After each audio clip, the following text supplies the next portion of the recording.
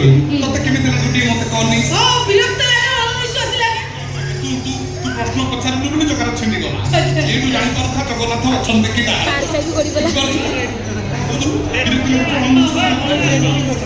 ସେମିତି ଦିନ ରାତି 24 ଘଣ୍ଟା ଗୋଟେ ମନ୍ଦିର ଭିତରେ ରହୁଛି, ତାକୁ ଅଣନିଶ୍ୱାସୀ ଲାଗୁନଥିବ, ତାକୁ ଟିକେ ବୋରିଂ ଲାଗୁନଥିବ। ଆରେ ସେ କଣ ମଣିଷ, ସେ ପରା ଦେବତା। ମା ମଣିଷ ଆଉ ଦେବତା ଭିତରେ କଣ ଯେ? ମଣିଷର ଜୀବନ ଅଛି, ହେଲେ ଜଗାର କଣ ଜୀବନ ଅଛି? କଣ କହିଲୁ? ମୋ ଜଗାର ଜୀବନ ନାହିଁ।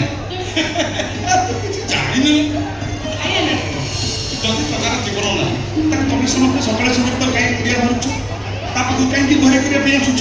ତଥାପି ଜଗନ୍ନାଥଙ୍କୁ ନେଇ ପ୍ରଶ୍ନ କରାଯାଏନି। ଓ ଜଗାର ଜୀବନ ଅଛି। ଆମେ ଖାଉଛୁ, ସେ ବି ଖାଉଛି। ଅଳ୍ପ ନୁହଁ, 60 କୋଟି 56 ଭୋଗ ଖାଉଛି। ଆମେ ଗାଧଉଛୁ, ସିଏ ବି ଗାଧଉଛି। ଆମେ ସାବୁନ ସାମ୍ପ ଲଗେଇ ହେଉଛୁ, କିନ୍ତୁ ମୋ ଜଗା କସ୍ତୁରୀ ଚନ୍ଦନ କର୍ପୂର ସବୁ ଲଗେଇ ହେଉଛି। ଆମେ ଗୀତ ଶୁଣୁଛୁ, ମୋ ଜଗା ବି ଗୀତ ବସି ଗୀତ ଗୋବିନ୍ଦ ଶୁଣୁଛି। 12 ମାସରେ 13 ଚାତଲ। ହଁ, 36 କଟକରୁ ଲୋକ ଆଣି 36 ଯୁଗ ଖୋଜିଛି।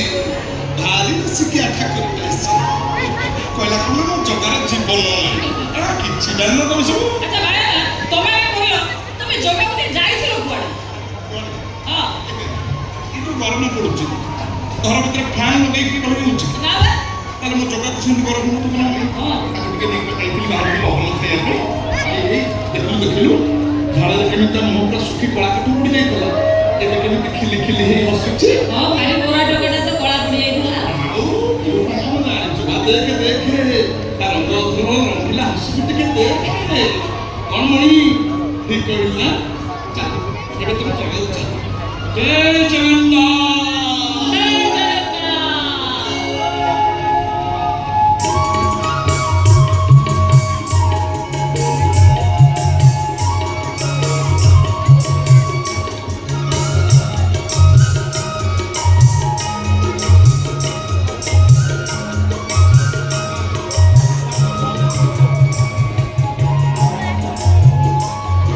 ସମସ୍ତେ ଏଠି କଣ ହେଇଛି? ବାପା ବସିକି ଦଳ ଦଳ ହେଇ ପାଖରେ ଯାଉଛନ୍ତି, କଣ ହେଇଛି? ବାପା ବାୟାନା କଣ କରୁଛନ୍ତି ଜାଣିଛ? କଣ କରିଛି? ଠାକୁରଙ୍କୁ ନେଇ ବାହାରେ ବୁଲେଇ ଥଣ୍ଡା ପବନ ଖାଉ। ସାବାସ୍ ସାବାସ୍ ରେ ଭାଇରା। ସେ ଜଗନ୍ନାଥଙ୍କୁ ସେତିକି ଭଲ ପାଏ ଯେତିକି ଜଣେ ମଣିଷ ତା ପ୍ରିୟ ମଣିଷକୁ ଭଲ ପାଏ। ତାର ସେ ଭଲ ପାଇବାରେ ଏତେ ଟିକେ ଛଳନା କି ପାଇବାର ଆଶା ବି ନାହିଁ। ଏ ତ ଖୁବ୍ ଭଲ କଥା। ସେଇଟା ହଉଛି ଜଗନ୍ନାଥ ମାୟାର ଭିତର କଥା। ଆମର ସେଥିରେ ବଡ଼ ବଡ଼ ଦରକାର। ଆଚ୍ଛା, ଆୟାର ଜିନିଷ ପତ୍ର ସବୁ ସଜାଡ଼ି ଦେଇଛନ୍ତି ତ? ସୁନା ସବୁ ରେଡି କରିଦେଇଛି। ମୁଁ ବାଇଆକୁ କହିଛି ସେଇଟା ତ ଭୁଲାମନ ସେ ଭୁଲିଯିବ, ହେଲେ ତମେ କେମିତି ଭୁଲିଲ ନା? କୋଉ କଥା? କୁକୁଡ଼ାକୁ କାଣିଚାଏ ପାଇବା ପାଇଁ ଦେବତାମାନେ ଗୀତ ହୋଇ ଆସନ୍ତି। ସେଇ ଆଳପ ଅଭଡ଼ା ଟିକିଏ ପାଇଦେଲେ ମୋ ଆତ୍ମା ଶାନ୍ତି ପାଇଯିବ।